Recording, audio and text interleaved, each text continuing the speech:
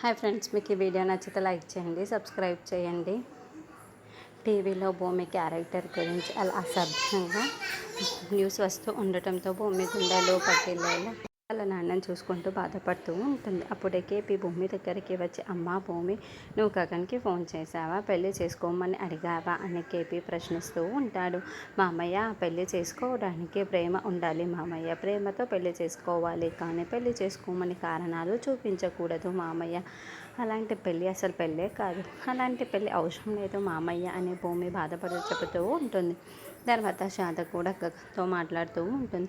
ఏంటమ్మా నువ్వేం మాట్లాడుతున్నావు, ఆ శరచంద్ర ఎవరో నువ్వు మర్చిపోయి మాట్లాడుతున్నావా, ఏం మాట్లాడుతున్నావో అర్థమవుతుంది అని గగన్ కోపంగా రగిలిపోతూ రే గగన్, ఒక్కసారి నేను చెప్పేది వినరా, నువ్వు ఆ శరచంద్ర గురించి మాట్లాడుతున్నావే కానీ భూమి గురించి అస్సలు ఆలోచించట్లేదు. ఒకసారి భూమి గురించి ఆలోచించి చూడు, భూమి పైన అలాంటి నింద పడినప్పుడు ఎంత బాధపడుతుంది, ఎంత కుంగిపోతుంది. ఒక ఆడపిల్ల పైన అలాంటి నింద పడితే ఆ నింద పోవటానికి, ఆ నిందను తీసేయగలిగేది, ఆ నిందకు కారణం అయ్యేది ఒక్కటే, అంటే నువ్వే. నువ్వు మాత్రమే ఆ నిందని పోగొట్టగలవు. కాబట్టి నువ్వు మాత్రమే పెళ్లి చేసుకోవాలి. నువ్వు భూమిని పెళ్లి చేసుకుంటేనే భూమి మీద పడిన నింద పోతుంది అని ఆడపిల్లపైన ఒక్కసారి నింద పడితే ఆ జీవితం ఎలా ఉంటుందో నీకు తెలుసు కదా గగన్.